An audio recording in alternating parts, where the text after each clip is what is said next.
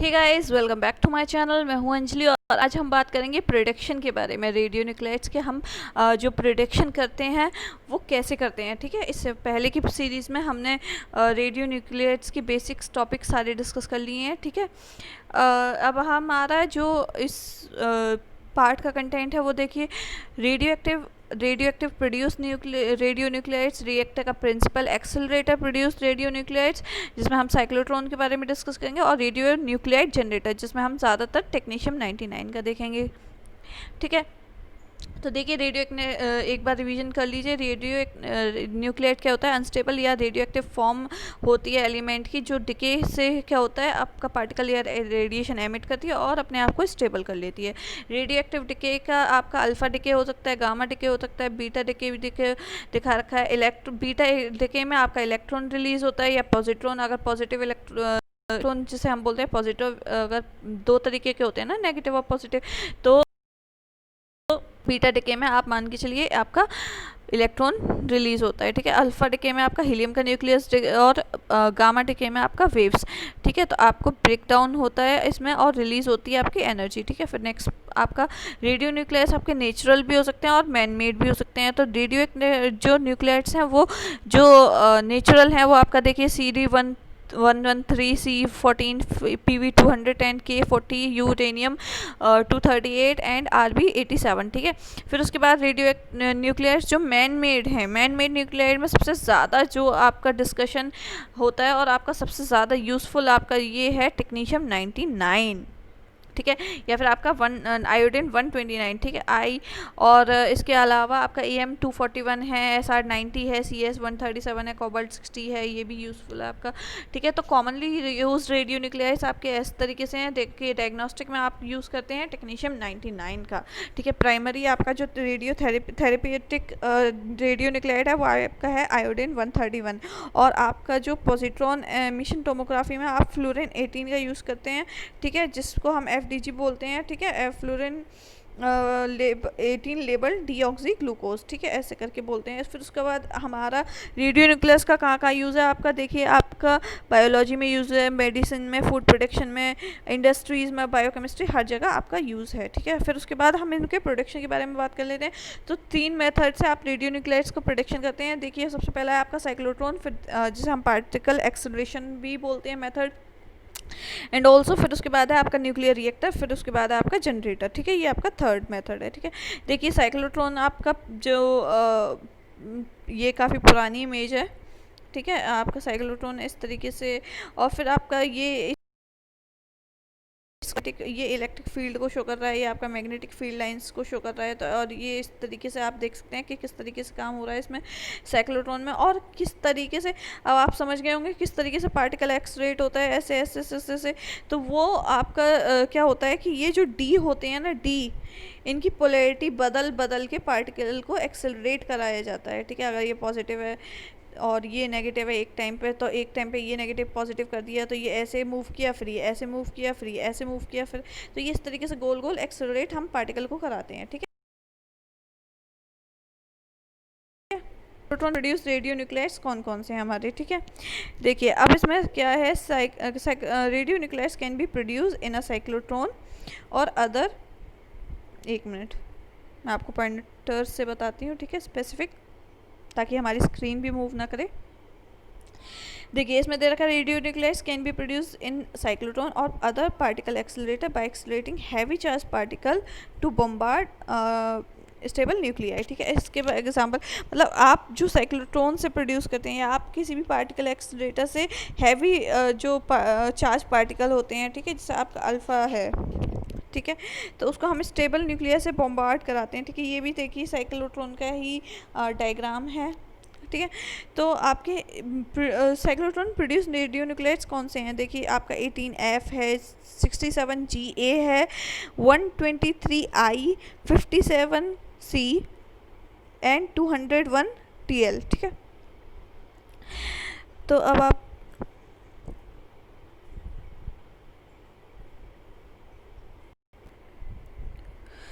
तो देखिए फिर उसके बाद आपका क्या हो रहा है कि अगर आपका एग्जांपल में आप देखेंगे तो यहाँ हम प्रोटॉन से बॉम्बार्ड करा रहे हैं, ठीक है, किसी भी क्या बोलते हैं एलिमेंट को। जैसे आपका 68 Zn है, उसमें हमने प्रोटॉन प्लस किया है, तो ये प्रोटॉन मालूम है ऐसे ही प्लस नहीं हो गया, उसको हमने एक्सेलरेट कराया बहुत हाई एनर्जी के साथ। मेगा वोल्ट की इलेक्ट्रॉन एनर्जी, आप समझ सकते हैं कितनी हाई एनर्जी के साथ हमने इसको एक्सेलरेट कराया है। तो पार्टिकल को एक्सेलरेट कराया, फिर उसको बॉम्बार्ड कराया, तब जाके आपके 2 न्यूट्रॉन रिलीज़ हुए हैं और आपका Ga बनाया, 67 Ga बनाया। तो अब आप समझ सकते हैं कि कितने हाई एनर्जी के साथ एक्सेलरेट होता है कोई भी पार्टिकल। एक्सेलरेट होने के बाद हिट करता है टारगेट को, और जब टारगेट को हिट करता है तो आपका डॉटर न्यूक्लियस बनता है, या फिर आपका जो डिज़ायर्ड प्रोडक्ट है वो बनता है। अब इसमें क्या दे रखा है, इसमें कुछ और एग्जांपल्स दे रखे हैं, आयोडीन के हैं, जेनॉन के, ठीक है, जिनको आपने बॉम्बार्ड कराया, ठीक है। फिर उसके बाद है जिनमें आपने प्रोटॉन को बॉम्बार्ड कराया हाई एनर्जी के साथ, फिर उसके बाद आपका डिज़ायर्ड आपको मिल गया टारगेट को हिट करने के बाद, ठीक है, डॉटर। फिर उसके बाद आपका क्या होता है कि जो ज़्यादातर जो ऐसे रेडियो न्यूक्लियाइड्स जो साइक्लोट्रॉन प्रोड्यूस होते हैं वो आपका न्यूट्रॉन पुअर होते हैं, तो इसीलिए जो इनका डिके होता है वो बीटा प्लस डिके होता है, या इलेक्ट्रॉन कैप्चर, मतलब आपका बीटा डिके होता है इनमें ज़्यादातर।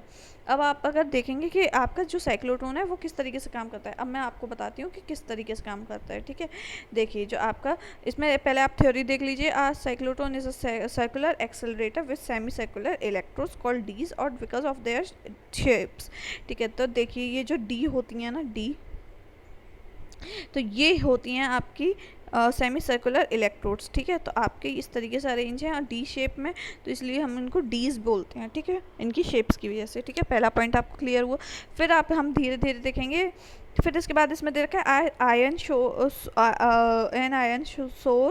और द हाइड्रोजन आयन और the proton is introduce at the centre, तो चलो करा देते हैं फिर, ठीक है। फिर between these and accelerated to very high energy, ठीक है। अब इनको हाई एनर्जी के साथ एक्सेलरेट कैसे कराएंगे, जब ये इस तरीके से आपकी इलेक्ट्रिक रेज निकलेंगी, ये सपोज आपकी इस डायरेक्शन में, अब आपका क्या होता है, ये इनकी पोलैरिटी चेंज होती है, पॉजिटिव नेगेटिव है, कभी ये नेगेटिव है कभी ये पॉजिटिव है।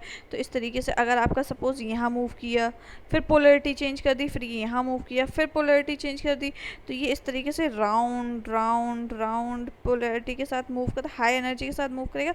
और फिर जब ये बाहर निकल जाएगा ना, बाहर एक टाइम आएगा ऐसा बाहर निकल जाएगा, तो ये टारगेट को हिट करेगा। कहाँ हिट करेगा, टारगेट को हिट करेगा, ठीक है। तो इस तरीके से ये काम करता है। अब आप समझ गए होंगे। अब मैं आपको फिगर के थ्रू भी एक बार बता दूंगी अगर आपको क्लियर नहीं हुआ हो। नेक्स्ट पॉइंट देख लेते हैं। The accelerated particle hit the target with a very neutron and the desired daughter radio nuclear. अब ये मैंने आपको बताया था जो टारगेट को हिट करता है, तो टारगेट को हिट करने के बाद आपको आपका डिजायर्ड डॉटर रेडियो न्यूक्लियर मिल जाता है और आपका रिलीज होता है न्यूट्रॉन। सपोज आपका 18O दे रखा है, ऑक्सीजन का आपका एग्जाम्पल दे रखा है। अगर आपने उसमें प्रोटॉन हिट किया, तो आपका जो प्रोटॉन हिट करने के बाद, आप पता है प्रोटॉन बहुत हाई एनर्जी के साथ हिट हुआ है, तो जब बहुत हाई एनर्जी के साथ कोई चीज़ किसी पे बॉम्बार्ड करती है तो उसकी न्यूक्लियस में कन्वर्जन कर देती है, ठीक है। तो वो एलिमेंट आपका किसी और फॉर्म में कन्वर्ट हो जाता है। तो यहाँ 18F बन गया, फ्लोरीन बन गया, और साथ में आपका क्या रिलीज़ हो गया, न्यूक्लियस रिलीज़ हो गया, ठीक है। तो ये इससे अब इससे पहले कि आपको अगर नहीं समझ में आता है ना, आइसोटोप, आइसोबार, आइसोमर का कंसेप्ट आप वीडियो फर्स्ट में समझ सकते हैं, ठीक है।